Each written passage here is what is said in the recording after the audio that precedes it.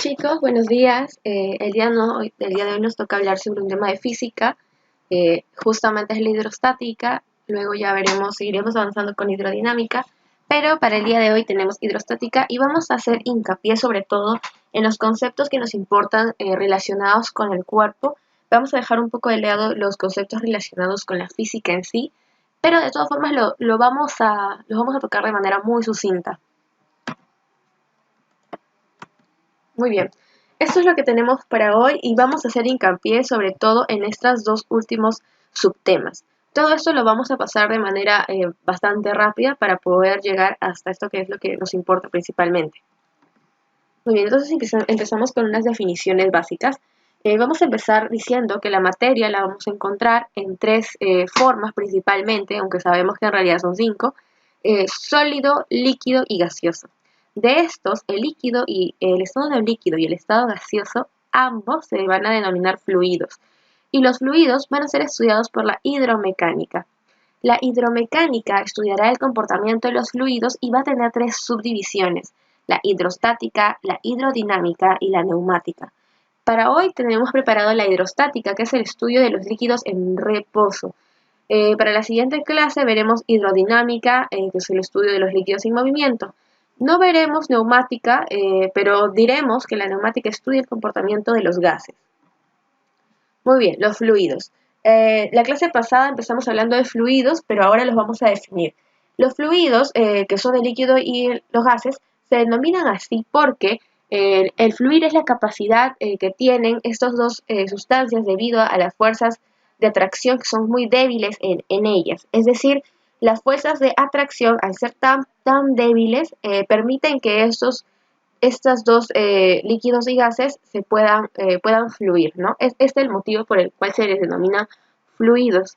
Eh, tienen muchas semejanzas, tanto líquido como gas, pero también tienen diferencias marcadas que los hacen totalmente diferentes.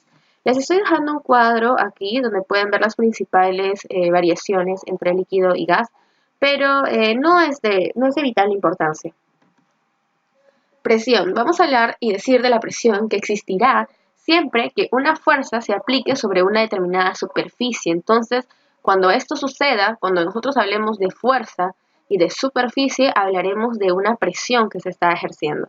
La presión la vamos a hallar como fuerza sobre área y la vamos a dar en el sistema internacional en pascales. Bueno, acá tenemos un ejercicio. He dejado, me parece, que 4 ejercicios a lo largo de la clase. Voy a subir un archivo con la resolución, así que, porque no es nuestro principal tema ahora, resolver los ejercicios. Presión hidrostática. La presión hidrostática es una presión ejercida por un líquido a determinada profundidad. Obviamente que si nosotros sabemos la definición de presión y decimos que es la fuerza que se aplica sobre una determinada área, en el caso de la hidrostática, de la presión hidrostática, será la fuerza que ejerza la masa de agua o la masa de este líquido sobre una determinada superficie. Como vamos a ver acá, la fuerza es la masa, es el peso que tiene esta masa de agua sobre esta determinada superficie, que en este caso, por ejemplo, es un círculo, ¿no? ¿Cómo hallamos la presión hidrostática?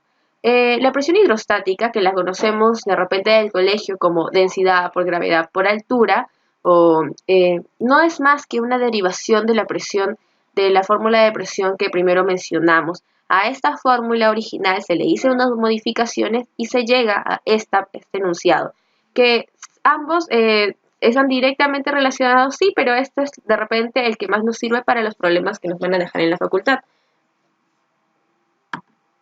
Otra vez un ejercicio de bastante fácil su resolución, pero lo voy a dejar, como les dije indicado hace un momento, en una hoja, en un documento, para que lo puedan ver en sus aulas virtuales.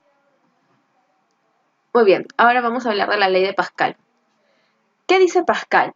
Pascal nos dice que la presión ejercida sobre un líquido que se encuentra encerrado en un recipiente se transmite por igual a todos los puntos del líquido y también a las paredes del recipiente. Es decir, yo tengo acá un sistema, ese sistema cerrado, yo aplico una fuerza y esta fuerza que yo estoy aplicando acá se aplicará para todas las partículas que se encuentran dispersas en el líquido, a todas por igual y en todas las direcciones, igual que en las paredes en las paredes de este sistema.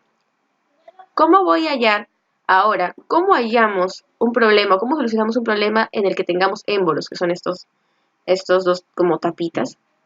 Estos dos émbolos nos van a pedir hallar la fuerza que se ejerce sobre este émbolo tras la aplicación de una fuerza 1 sobre un área 1, si esta fuerza 2 que queremos conocer se aplica sobre una superficie 2.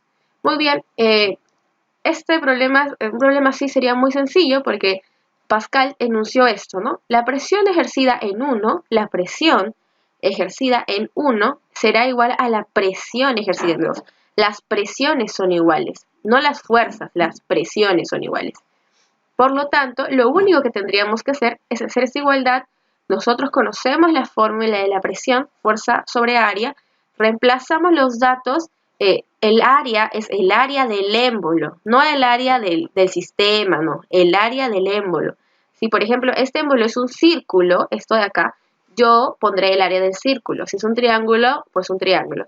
Por lo general es un círculo y aplicaremos pi por radio al cuadrado.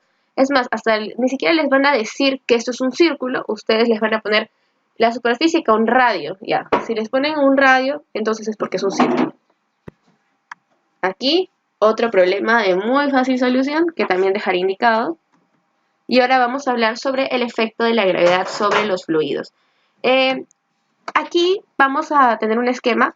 He hecho un mejor esquema para que también subiré en un archivo con datos importantes. Pero que ustedes ya más o menos saben, en realidad es un tema que pertenece a leyes de los gases, pero de todas formas vamos a hacer un recordario sobre esto porque siempre lo preguntan y es muy importante. Acá tenemos una aldea, ¿no?, de personas que viven en la altura y nosotros sabemos que a mayor altura entonces menor será la presión, ¿verdad? Y en las personas que se encuentren a menor altura entonces soportarán mayores presiones. Ahora vamos a imaginarnos a un buzo que está sumergido bajo el mar soportará mucha más presión, ¿verdad? Mucha más presión. Pero antes de llegar a hablar del buzo, que es lo que nos importa principalmente, vamos a hacer un recordar acá. Nosotros sabemos que las personas que viven en altura no saturan 100% de oxígeno, porque la presión de oxígeno es menor también aquí, ¿verdad? Entonces, estas personas saturan a apenas 80 o 90% de oxígeno, y el cuerpo, nosotros sabemos que 80 o 90% de oxígeno no podría funcionar. Entonces, el cuerpo de estas personas debe buscar mecanismos alternativos para solucionar o compensar esa falta de oxígeno y para poder seguir vivir acá y adaptarse a la situación en la que se encuentran. Entonces el cuerpo lo que hace para adaptarse a esta nueva situación es aumentar el número de eritrocitos, ¿no? Como ya ustedes saben. Al aumento del número de eritrocitos o de glóbulos rojos, nosotros le vamos a llamar poliglobulia, ¿ya? Eso, cuando ustedes les pregunten de repente cómo se le denomina al aumento de glóbulos rojos, pues ustedes saben que es poliglobulia. Mientras que como resultado, como consecuencia del aumento de glóbulos rojos, también veremos un aumento de hemoglobina, que es una molécula contenida dentro de los glóbulos rojos, y al aumento de hemoglobina se le va a denominar policitemia, ¿ok? Policitemia. Pero antes de que eso suceda, nosotros de repente cuando viajamos desde la costa a la sierra, nuestro cuerpo experimenta cambios y muchas veces son muy desagradables. Esto se debe en parte por la acumulación de CO2 en nuestro cuerpo debido a la variación en las presiones, ¿verdad? Entonces nuestro cuerpo está acumulando CO2 y al aumento de CO2 en nuestro cuerpo es lo que nosotros denominamos hipercapnia, ¿no? Hipercapnia. Muy bien.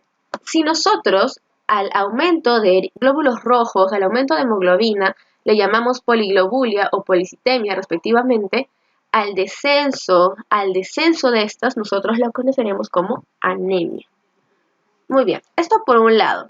Pero ahora vayamos al caso del buzo que, como les mencioné, se encuentra bajo el agua. Este buzo que se encuentra bajo el agua soportará grandes presiones, más presión que las personas que viven a nivel del mar. Este buzo, supongamos que se encontraba buceando y salió rápidamente hacia la superficie. Nosotros de repente hemos escuchado que los buzos no deben salir rápidamente desde la profundidad hacia la superficie porque esto podría conllevar a muchos problemas en realidad. Pero ¿qué es lo que ha sucedido? Nosotros sabemos por propiedades de los gases que un gas sometido a mucha presión es un gas que está disuelto. Por lo tanto, si un buzo se encuentra a grandes profundidades, los gases de su cuerpo se encontrarán disueltos y por eso él puede estar normal, puede seguir buceando tranquilamente. Sin embargo, si a este buzo se le saca de la presión a la que está sometido rápidamente, el cuerpo, estos gases que antes estuvieron disueltos, pues ya no lo estarán. Se irán volviendo a su estado normal y todo esto sucederá tan rápido que se formarán burbujas en el torrente sanguíneo debido a la presencia de gases que ya no están disueltos como si lo estaban cuando estaban sometidos a grandes presiones. Estas burbujas en el torrente sanguíneo son potencialmente peligrosas porque pueden llevar a una vasoconstricción y probablemente a un infarto si no es controlado rápidamente. A esta enfermedad, porque se le estudió en pilotos durante la Segunda Guerra Mundial, eh, a esta enfermedad se le conoce como enfermedad de los buzos, justamente porque se presenta en buzos, particularmente, ¿no? También se le va a denominar enfermedad de la descompresión o también embolia gaseosa. Embolia gaseosa. Eh, Esta embolia gaseosa dijimos que tiene como consecuencia la formación de burbujas, esto quiere decir la formación de burbujas que pueden conllevar a una vasoconstricción y finalmente a un infarto, que puede ser potencialmente mortal para la persona.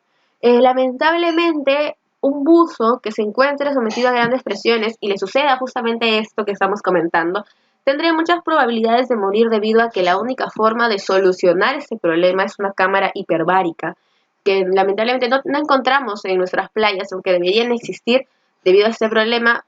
Sería la única manera de solucionarlo, sería la única manera de salvarle la vida mediante una cámara hiperbárica. Lamentablemente, si no tenemos una a la mano y no se actúa rápidamente, porque esto se tiene que hacer en cuestión de segundos, en minutos, bueno, esta paciente o este buzo en todo caso, esta persona, bueno, moriría. Pasemos a lo siguiente. Principio de Arquímedes. Arquímedes, que es este señor, dijo: todo cuerpo sumergido, total o parcialmente, experimenta una fuerza de empuje hacia arriba que es igual al peso del líquido desplazado.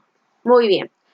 Arquímedes lo que quiso decir es que el empuje que todo cuerpo sumergido, ya sea parcialmente, como es acá, que solamente esta parte del cuerpo está sumergido, o totalmente, si el cuerpo estuviese totalmente sumergido, ejercerá o será sometido a una fuerza de empuje que va hacia arriba. Pero ¿quién la realiza? Pues el agua desplazada es quien va a empujar este cuerpo, lo va a rechazar, entre comillas. Y este empuje que es la fuerza hacia arriba, que es una fuerza que parece más una fuerza de reacción ante la introducción de este cuerpo, será igual al peso del líquido desplazado. Nosotros, al introducir este bloque, pues vamos a hacer que el líquido se desplace, ¿verdad? De repente podría irse un poco más arriba. Muy bien. Ese empuje hacia arriba será igual al peso del líquido desplazado de la masa de agua que yo he desplazado. Bueno, esa masa tiene un peso y ese peso sería igual al empuje del agua. Muy bien, eso es lo que quiso decir Arquímedes. El empuje, al ser una fuerza, la vamos a hallar en newtons en el sistema internacional. ¿Y cómo la hallamos para el laboratorio de física? Así. Empuje es igual a densidad por gravedad por el volumen sumergido. En este caso particular, el volumen sumergido es solamente esta parte.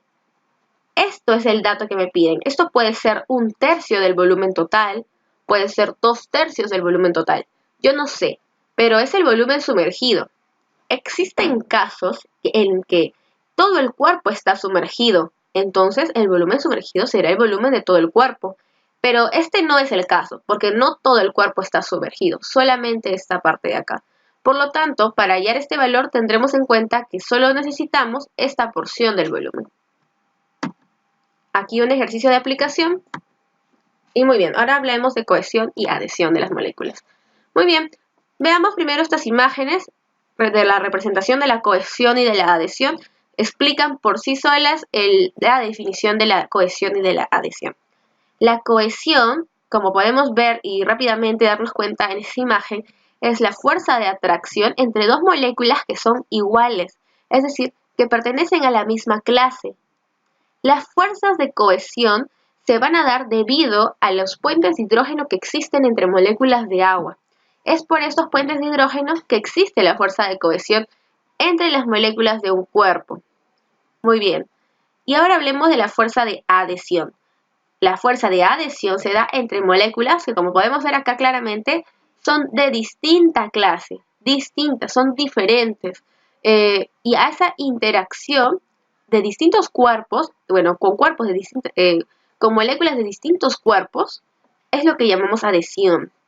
Y se debe a la polaridad de las moléculas de agua. Nosotros sabemos que la polaridad de las moléculas de agua se debe a su forma angular, ¿verdad? Que tiene un ángulo de 104,5 grados, ¿verdad? Eso ya lo sabemos.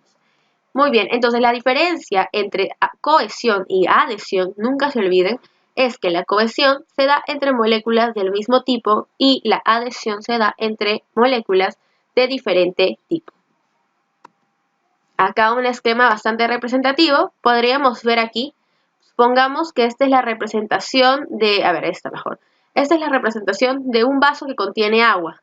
La cohesión la encontraremos entre las moléculas de agua, que son iguales, y la adhesión, por ejemplo, la encontraremos entre las moléculas que componen el vaso de agua, que podrían estar por acá, las moléculas que componen el vaso de agua y la molécula de agua. Ambas son moléculas de diferente clase y se están uniendo por medio de fuerzas de adhesión, mientras que la cohesión hará que se unan moléculas de la misma clase, como por ejemplo dos moléculas de agua.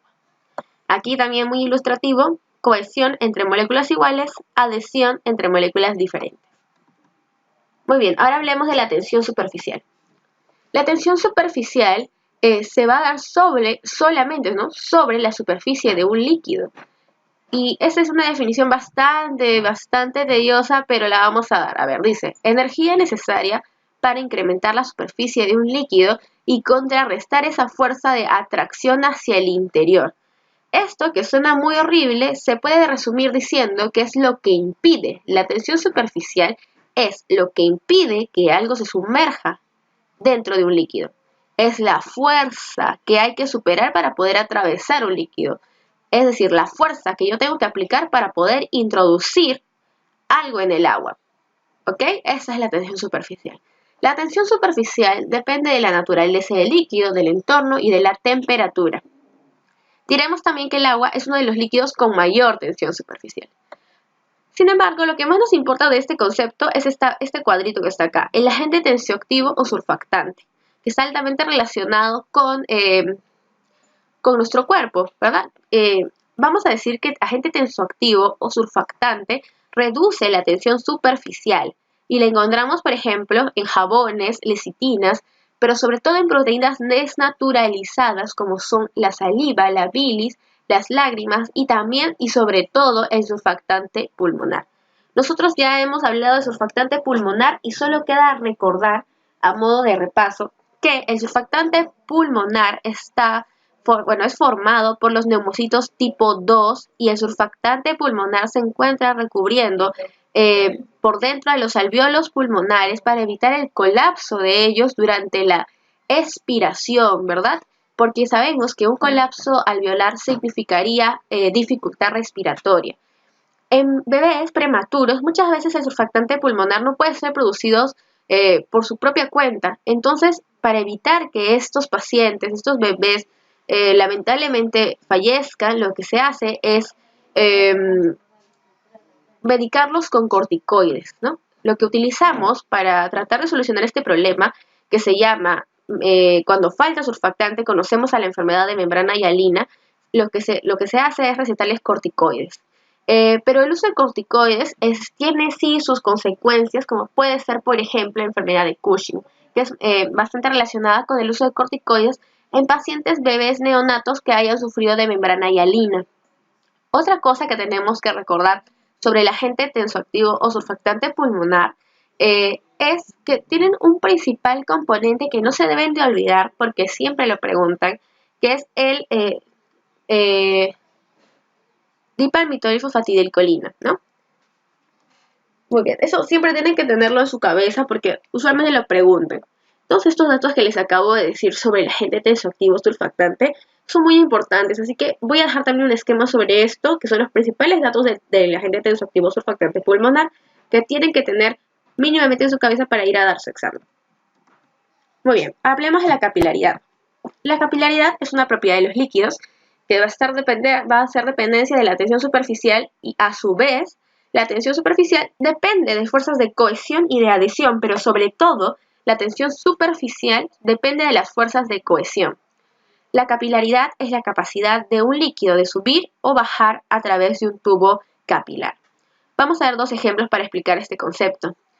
Aquí tenemos primero un envase con agua en el que vamos a introducir un tubo capilar. Muy bien, cuando nosotros introduzcamos este tubo capilar, vamos a ver que el agua va a ascender por encima del nivel inicial. Nosotros teníamos el agua con este nivel, ¿verdad? A este nivel, inicialmente. Introducimos un tubo capilar y lo que hace el agua es trepar, de alguna manera, entre comillas, obviamente, trepar por las paredes del tubo capilar y asciende hasta un mayor nivel. Vemos que acá está a este nivel y en el tubo capilar está mucho por arriba, ¿verdad? Entonces, es una propiedad del agua esto de poder trepar a través por medio de las paredes del tubo capilar. Obviamente que trepar es una expresión bastante coloquial, pero nos explica cómo es que las moléculas de agua ascienden a través del tubo capilar. ¿Y esto por qué se da? Porque las fuerzas de adhesión son mayores que las fuerzas de cohesión. Las fuerzas de adhesión van a permitir que el agua trepe a través de las paredes del tubo capilar, ascendiendo hasta un mayor nivel. Esto, por ejemplo, sucede en el agua. No así sucede en el mercurio. Acá tenemos lo mismo, pero con mercurio. Hacemos el mismo procedimiento, introducimos un tubo capilar, tenemos este nivel inicial de mercurio y lo que sucede es que el mercurio en el tubo capilar no ascenderá por encima del nivel inicial, vemos que está por debajo. Esto se debe a que la fuerza de adhesión, por ejemplo, que se encontraría entre estas moléculas del tubo y del mercurio, no es lo suficientemente fuerte para poder permitir al mercurio ascender por las paredes del tubo capilar. Por lo tanto, diremos que la propiedad, por ejemplo, de la capilaridad se encuentra más notoria en el agua que en el mercurio. ¿Por qué? Porque en el mercurio las fuerzas de cohesión son mayores que las fuerzas de adhesión. Es decir, las fuerzas entre las moléculas de mercurio son mucho mayores, son más fuertes que las fuerzas de adhesión. Muy bien, el vacío. El vacío lo vamos a definir como la ausencia de materia, la ausencia de aire. Es un concepto ideal, ¿por qué? Porque siempre existirá algo de materia, si sea una partícula. Este es un concepto que también tenemos que aprender, solo por si lo preguntan. El vacío de Torricelli es un experimento que realizó este científico italiano en el que demostró que el vacío de alguna forma sí existía, ¿no? Aunque nosotros sabemos que no existe un vacío completo, porque siempre existirá por lo menos una partícula, y una partícula ya es materia. Ahora sí, a lo que nos importa. Y acá, chicos, no se preocupen, he hecho un esquema bastante resumido. Pueden tomar notas, pero también van a encontrar esto en su aula virtual. ¿Ya? Voy a subir un documento en Word para que lo puedan ver. Pero sería bueno que lo apunten ahora para que se les quede también. Vamos a empezar hablando de los dos principales conceptos a tratar ahora, que son la presión arterial y la presión venosa. ¿Cómo definimos la presión arterial? La presión arterial es la presión que se ejerce o que ejerce la sangre sobre las paredes de la arteria. Muy bien. Ahora, nosotros vamos a conocer valores normales de la presión arterial. Los valores normales de la presión arterial van a depender del tipo de presión del que estemos hablando, porque nosotros sabemos que existe presión arterial sistólica y presión arterial diastólica. Para la presión arterial sistólica, que es la máxima que se da en la contracción del corazón, un valor normal es menor a 120 milímetros de mercurio. Menor a 120 milímetros de mercurio. Mientras que para la presión diastólica, que es la presión que vamos a encontrar durante la relajación del corazón, el momento en el que se llenan de sangre los ventrículos y los vasos sanguíneos se relajan, la presión normal será menor a 80 milímetros de mercurio. ¿Y por qué aquí he puesto variaciones por posición? Porque nosotros sabemos o hemos escuchado de repente que la posición ideal, estamos hablando de la ideal, no de la que usualmente se realiza, sino de la ideal, es justamente tomar la presión en posición de cúbito, es decir, echado. ¿Por qué echado? Porque la presión en una persona echada estará distribuida equitativamente. No existirá mayor presión de repente en una zona determinada, sino que la presión del líquido será igual en todo el cuerpo. Eso sería lo ideal. Sin embargo, si nosotros, por ejemplo, no podríamos tomarle la presión a una persona que se encuentre de pie, porque toda la presión se encontraría concentrada en sus pies y no sería lo ideal. Se vería afectada la presión normal. Entonces diremos que la posición ideal para la toma de presión arterial es una posición de cúbito, echado. Muy bien, siguiente.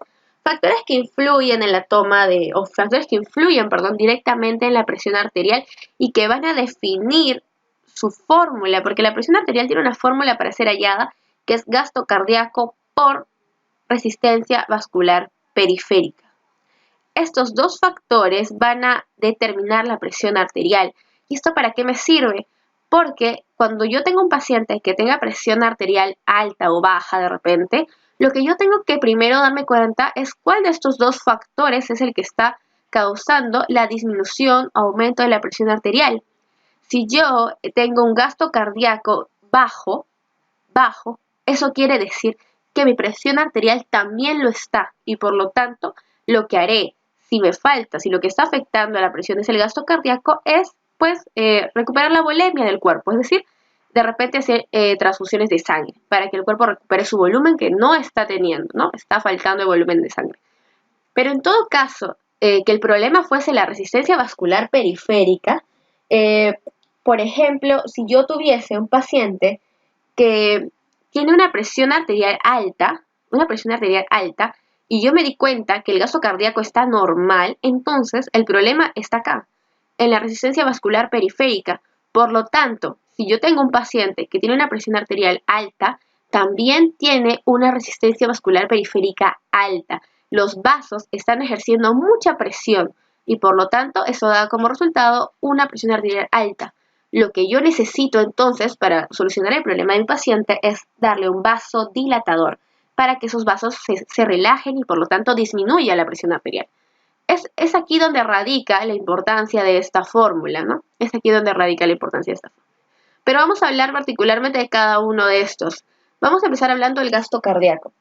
El gasto cardíaco es la cantidad de sangre que los ventrículos van a eyectar por cada minuto. Es la sangre eyectada desde el ventrículo izquierdo a través de la arteria aorta cada minuto para la irrigación de los órganos. El gasto cardíaco también tiene una fórmula que a veces la preguntan, que es gasto cardíaco es igual a volumen inyectado de sangre por minuto por la frecuencia cardíaca. En todo caso que les pidiesen hallar esto, les van a dar los datos de volumen y frecuencia cardíaca, obviamente, ¿ya? Y simplemente lo multiplican. Muy bien, eso por un lado. Nosotros sabemos, viendo la fórmula, veamos la fórmula, que el gasto cardíaco es directamente proporcional con la presión arterial. Este gasto cardíaco pasa a dividir. Entonces, ambos son directamente proporcionales. ¿Esto qué quiere decir? Que si la presión arterial aumenta, también aumenta el gasto cardíaco. Es decir, mayor presión, mayor volumen eyectado de sangre. Es porque hay mayor volumen eyectado de sangre. Muy bien. Esto por un lado. Ahora, la resistencia vascular periférica. La resistencia vascular periférica es la resistencia que ofrece el sistema vascular al flujo sanguíneo. Muy bien. Los mecanismos que induzcan a la vasoconstricción van a inducir también a un aumento de la resistencia vascular periférica. ¿Eso qué quiere decir? Que si yo tengo, si mi cuerpo induce un mecanismo de vasoconstricción, es decir, que mis vasos se contraigan, disminuyan de diámetro y por lo tanto ejerzan mayor presión, entonces las resistencias vasculares periféricas aumentarán también. De lo contrario, si mi cuerpo induce mecanismos vasodilatadores, las resistencias vasculares disminuyen. ¿Ok? En todo caso que yo quisiera aumentar la presión arterial debido a este factor, lo que tendría que recetarle a mi paciente es un vasoconstrictor, es decir, algo que haga que los vasos sanguíneos, en este caso las arterias, disminuyan su diámetro y por lo tanto ejerzan mayor presión. Pero si lo que yo quisiera, si lo que yo quiero es disminuir la presión arterial de mi paciente, en todo caso lo que tengo que recetarle es un vasodilatador. ¿Esto qué quiere decir? Que va a agrandar el diámetro, el calibre de las arterias. Muy bien, eso es lo que tenemos que conocer sobre estos factores que determinan la presión arterial. Bueno, a grandes rasgos, ¿no? Esto se ve ya bien explicado en un curso que se llama Fisiología. Pero esto todavía no es particularmente de nuestra importancia o no nos debe importar tanto, simplemente conocerlo a grandes rasgos. Otros factores que van a importar bastante en la toma de la presión arterial son los factores ambientales del propio paciente y del observador, que es quien toma la presión. ¿Por qué el ambiente? Aunque parezca obvio, muchas veces nos olvidamos que para que se pueda tomar una presión adecuada al paciente, debe ser tomada la presión en un lugar donde los ruidos no interfieran con la toma de presión, de una temperatura adecuada y una buena iluminación. El paciente debe encontrarse en reposo, por lo menos 5 minutos de reposo, sin presión, sin ganas de ir al baño. Debe estar bien sentado, con el brazo descubierto, relajado y la palma hacia arriba. Y el observador debe ser entrenado en la toma de presión y familiarizado con unos ruidos que se llaman ruidos Korotkov, ¿no? Que como sabemos son los ruidos que vamos a escuchar durante la toma de la presión arterial, que no son más que el sonido que ejerce la sangre cuando la sangre ejerce presión sobre las paredes de la arteria, siendo el primer sonido para la presión sistólica y el último oíble para la presión diastólica. Eso ya lo sabemos por ppm. Ahora, les dije, la fórmula de la presión arterial. Esta es la fórmula de la presión arterial. Gasto cardíaco por resistencia vascular periférica. De igual manera, en el examen les van a dar los datos, ustedes simplemente tienen que multiplicarlo, ya saben cuál es la fórmula. Muy bien, ahora vamos a hablar de los tipos de presión. También sabemos que los tipos de presión son dos, presión arterial sistólica y presión arterial diastólica. La presión arterial sistólica, bueno, también se le conoce como presión máxima, y se alcanza durante la sístole. La sístole es la contracción del corazón. Los ventrículos se contraen para la expulsión de la sangre y también los vasos sanguíneos se contraen. La presión sistólica normal es menor a 120 milímetros de mercurio. Y hago hincapié en que es menor a 120 milímetros de mercurio. ¿Ya? La presión arterial diastólica, por otro lado, se le conoce también como presión mínima, y es menor a 80 milímetros de mercurio, donde los ventrículos se llenan de sangre y los vasos sanguíneos se relajan. Nosotros sabemos que en la sístole se expulsa la sangre que va a irrigar a todos los órganos de nuestro cuerpo, todos los tejidos de nuestro cuerpo. Sin embargo, no se irriga en la sístole el corazón. El corazón es el órgano que no se irriga durante la sístole, se irriga durante la diástole, durante la relajación del corazón, por medio de unas arterias que se llaman arterias coronarias. ¿Ya? Muy bien. Eso también es importante.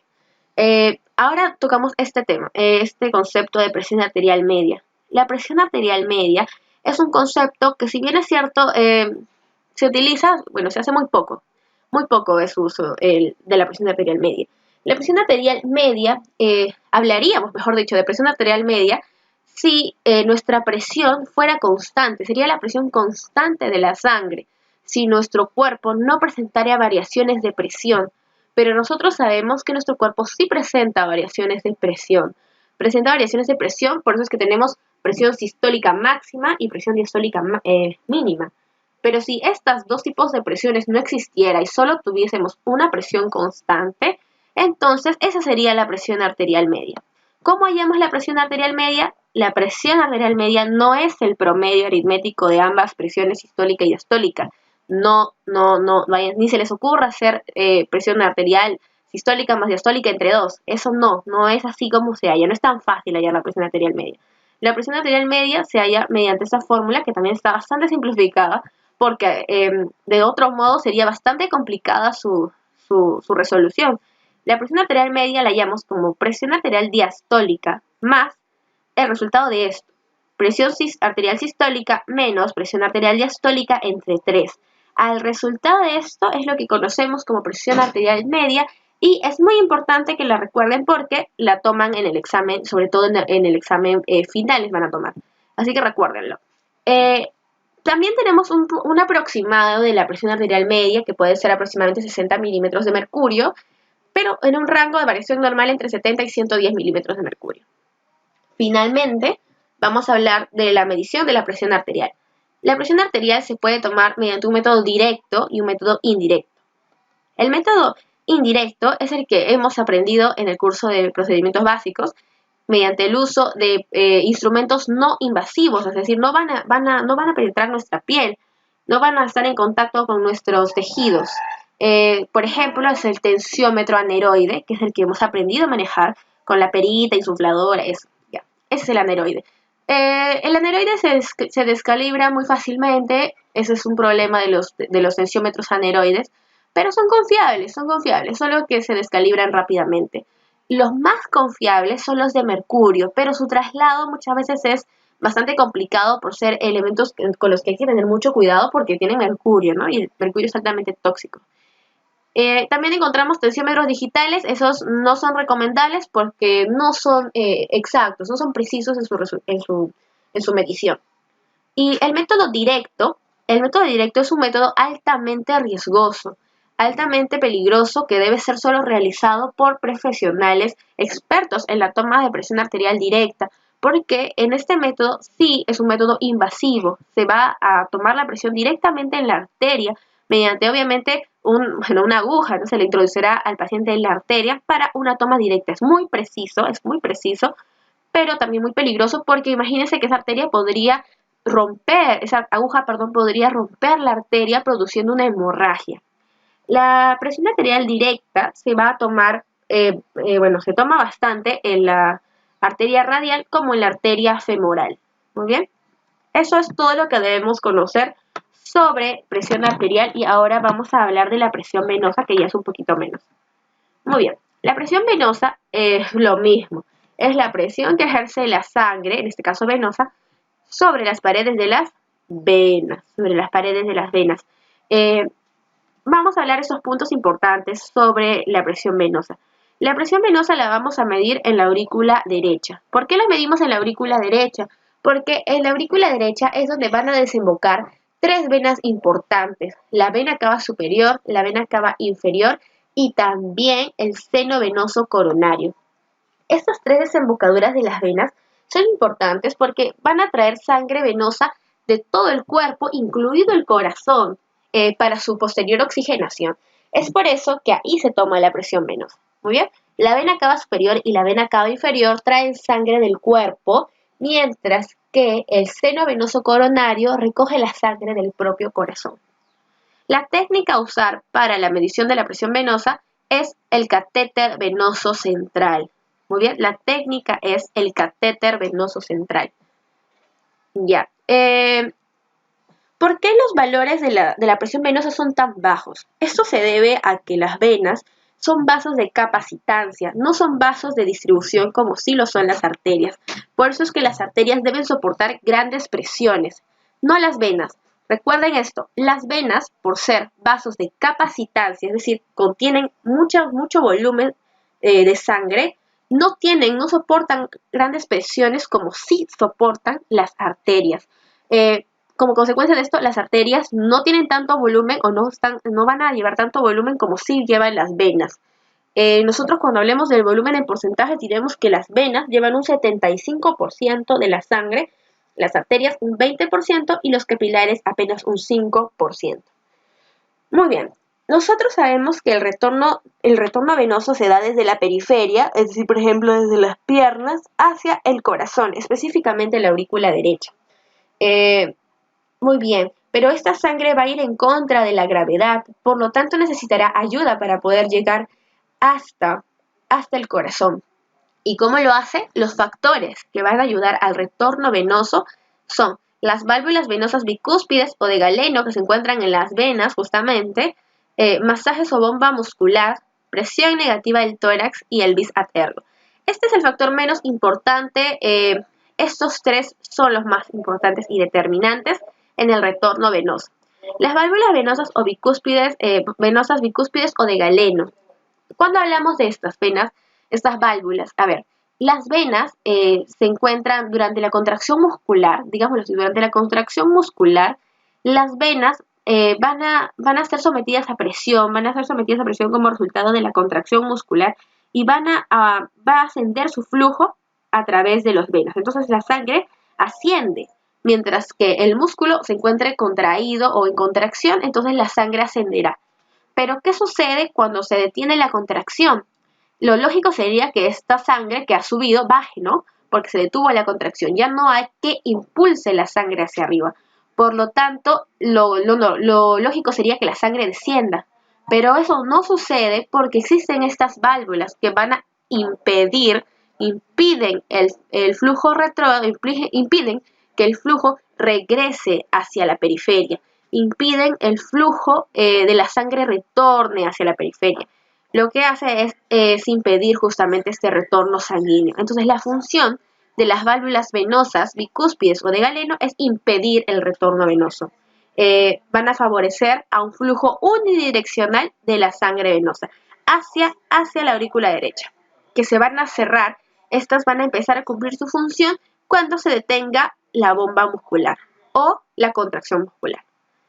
Muy bien, ahora hablaremos de esto. Como les decía, rodeando a las venas en su sistema más profundo se encuentran los músculos. Esos músculos, al realizar contracción, permitirán el ascenso de la sangre por medio de las venas y esto con la intención de hacer llegar la sangre desde la periferia hasta el corazón. Específicamente, ¿dónde? En la aurícula derecha. Finalmente, de los más importantes tenemos a la presión negativa del tórax. La presión negativa del tórax, en otras palabras, en palabras más sencillas, sería permite o succiona la sangre desde las piernas o desde la periferia hasta el corazón. Entonces, esta succión, debida a la presión negativa del tórax, va a permitir el retorno venoso y lo favorece. Finalmente, el vis ad ergo. ¿Qué es el vis ad ergo? Es la presión residual que pasa de la arteria a la vena por medio de los capilares. Es un factor que no es tan importante, pero de todas formas lo mencionamos, porque puede que les pregunten también. Muy bien, chicos, eso sería todo por el tema de hidrostática. Ya saben que van a encontrar un resumen donde pueden más o menos leerlo. Todos estos datos que les he mencionado los voy a mencionar. Lo estaré subiendo más tarde a su aula virtual, así lo pueden leer ya con más tranquilidad. Si no han podido apuntar todos los datos. Bueno, chicos, gracias.